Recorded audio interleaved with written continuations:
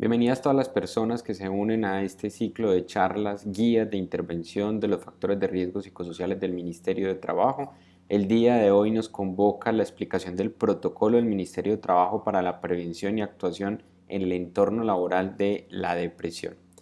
Están viendo en pantalla nuestra programación. El día de hoy, 21 de septiembre de 2017, veremos entonces el protocolo del Ministerio de Trabajo para la prevención y actuación en el entorno laboral de la depresión. El 25 vamos a ver el protocolo para el manejo de trastorno de estrés postraumático. El 28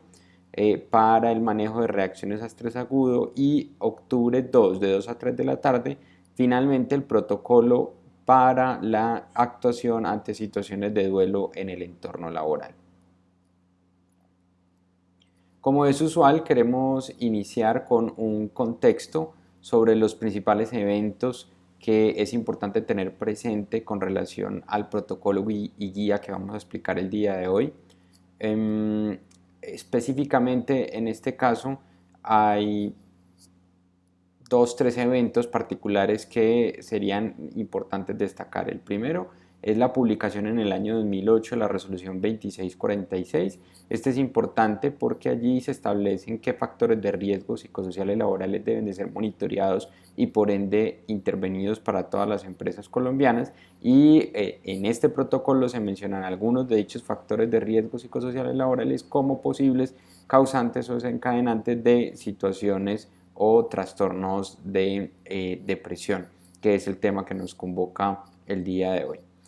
También la batería de riesgo psicosocial del Ministerio, que se publica en el año 2010, debido a que este instrumento es un instrumento disponible públicamente para la valoración precisamente de esos factores de riesgo psicosociales laborales que se mencionan en la resolución 2646 del año 2008.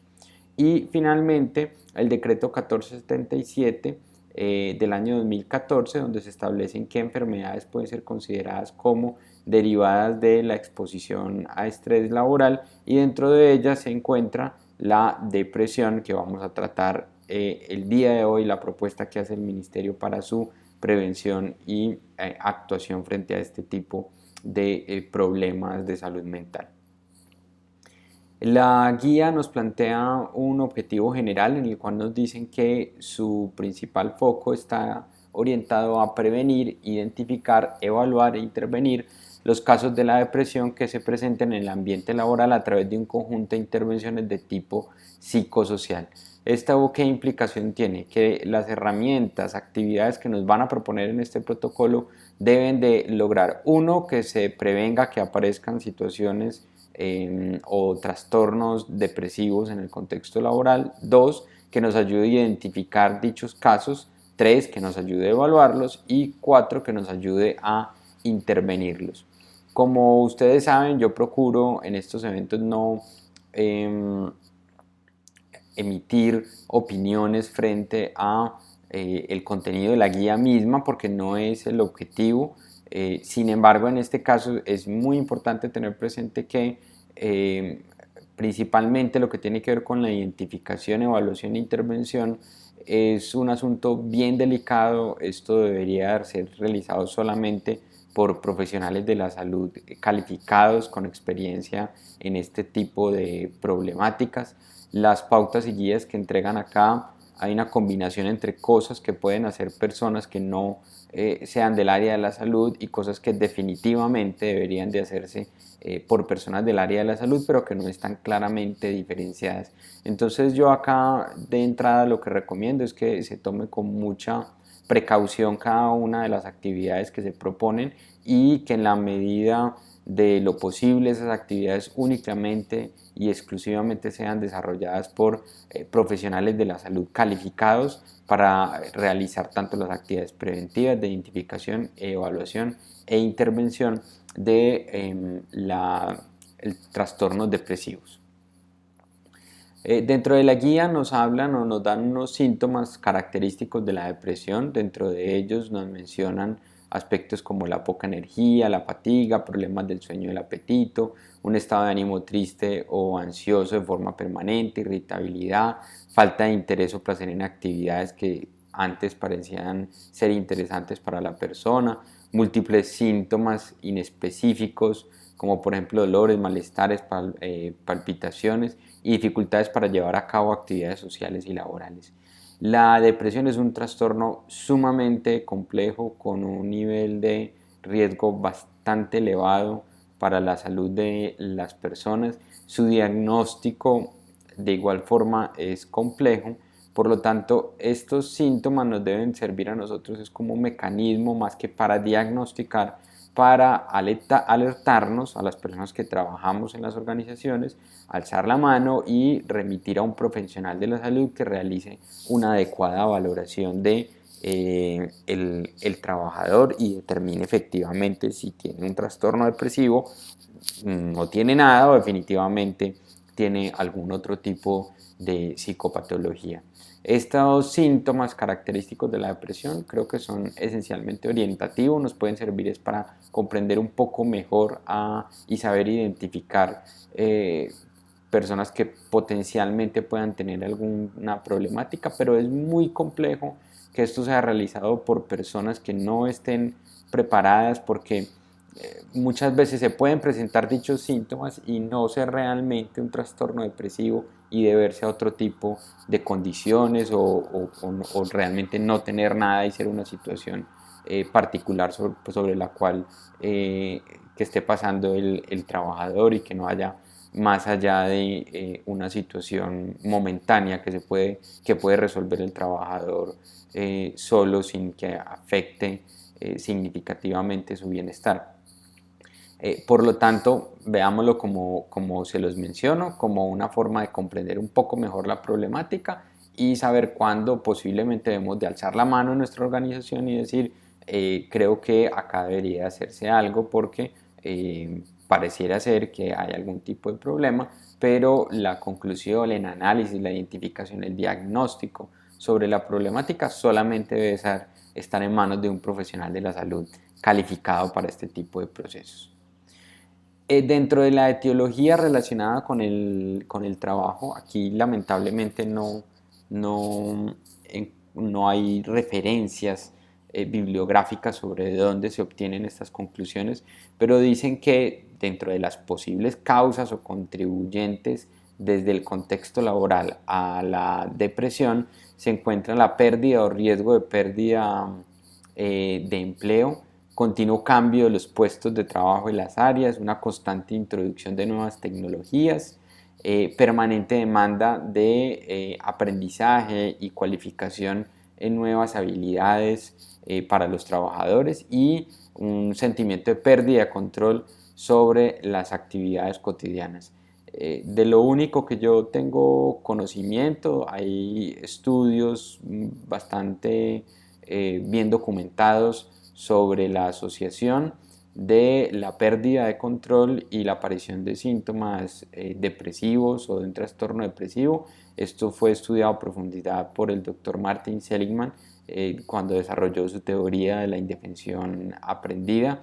y se traslada efectivamente al contexto laboral. Cuando usted está sometido a una situación de muy bajo control por periodo de tiempo muy prolongado y tiene escasos recursos para afrontar y manejar dicha situación, lo más probable es que comiencen a aparecer síntomas depresivos. De resto, no tengo realmente conocimiento sobre estudios que mencionen los otros aspectos como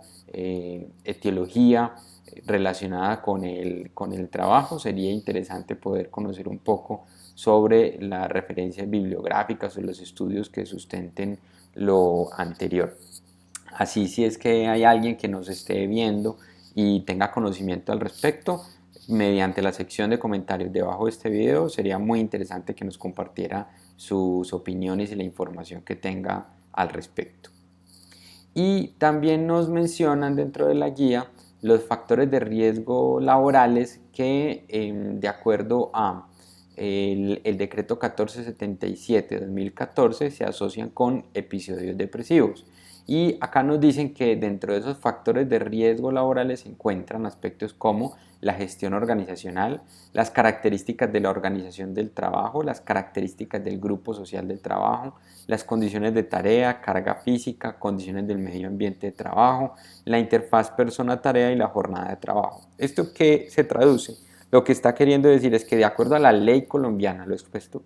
en el decreto 1477 del año 2014, si en una organización hay factores de riesgo psicosociales en niveles elevados, una exposición elevada a factores de riesgo psicosociales laborales como los que acabo de describir, que están en pantalla en la primera columna, se podrá sospechar, no se puede concluir directamente, pero se podrá sospechar de que si se presenta un episodio depresivo podría derivarse de la exposición a dichos factores de riesgo psicosociales laborales, o son los que por lo menos desde el contexto jurídico se permitiría asociar a episodios depresivos. Otro tipo de factores de riesgo psicosociales laborales, pues si somos estrictos con la normatividad, no entrarían a ser potenciales causas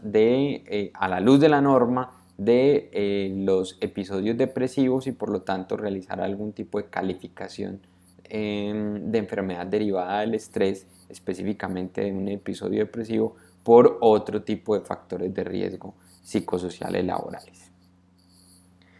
Y específicamente entonces en este protocolo nos dicen que, o nos proponen que realicemos prevención primaria, prevención secundaria y prevención terciaria.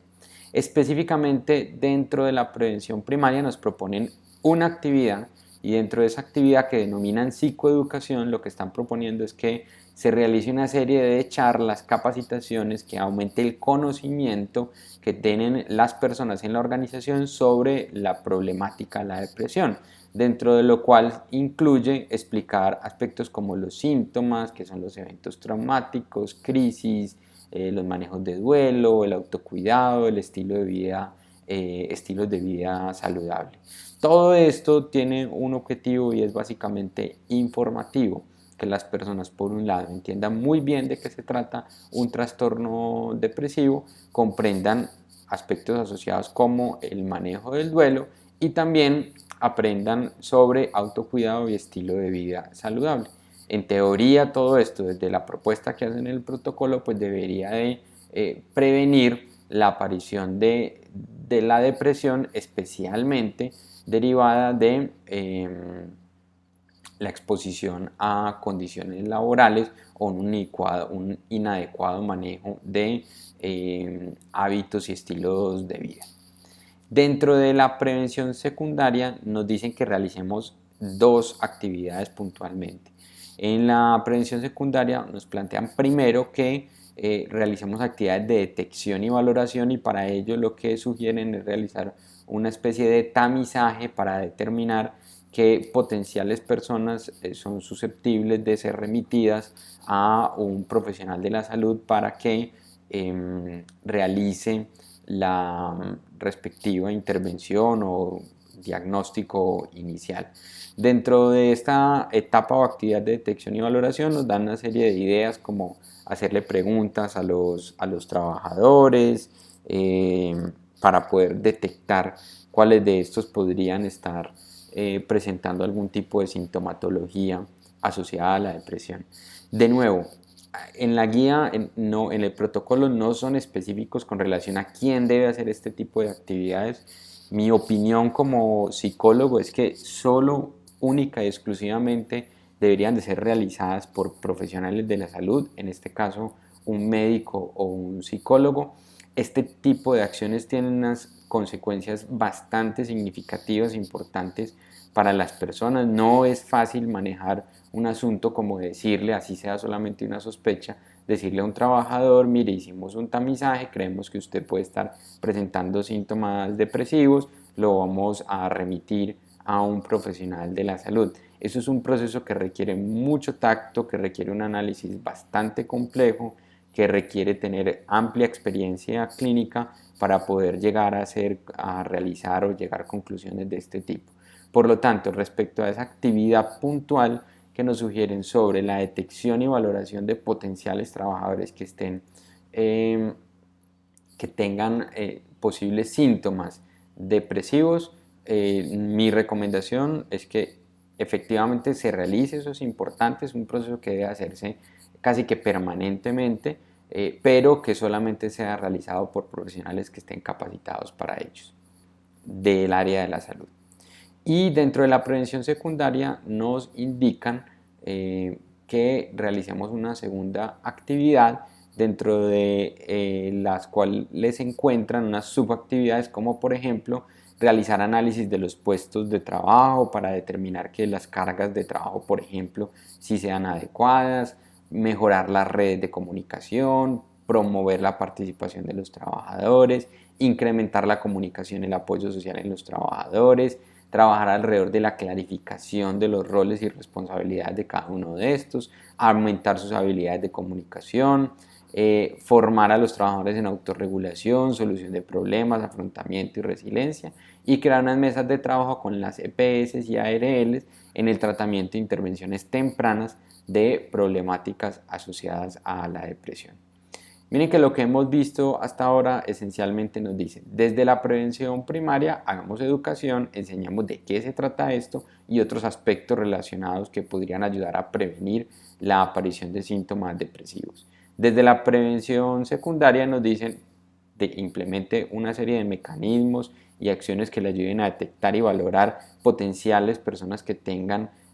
sintomatología de depresión y nos invitan a realizar una serie de actividades de índole ya organizacional como organizar, revisar, monitorear las cargas de trabajo y mejorar básicamente la comunicación, las redes sociales de los trabajadores y crear mesas de trabajo con EPS y ARLs para el tratamiento e intervención temprana de este tipo de problemáticas. Y finalmente, desde la prevención terciaria nos proponen un sinnúmero de actividades, de hecho son bastantes. Yo lo voy a resumir acá. Básicamente lo que nos están diciendo desde la prevención terciaria, lo cual creo que está esencialmente bien, es el trabajador que tenga una problemática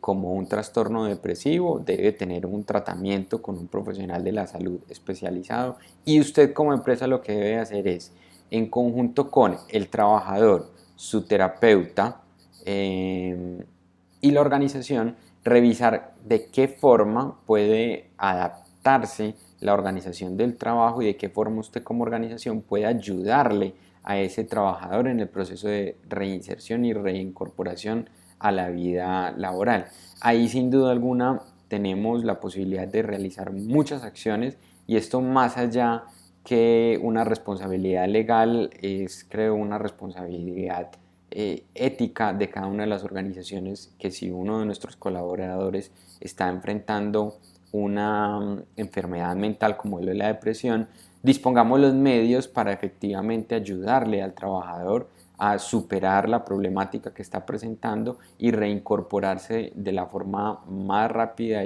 eficiente y mejor para la salud del trabajador a su vida laboral. ¿Esto qué es lo que implica básicamente desde la perspectiva de la organización? Estar con la disposición de recibir las recomendaciones del psicólogo, psiquiatra o médico tratante del trabajador para que se realicen los ajustes en la organización del trabajo, en las prácticas organizacionales, con el fin de ayudarle al trabajador a que se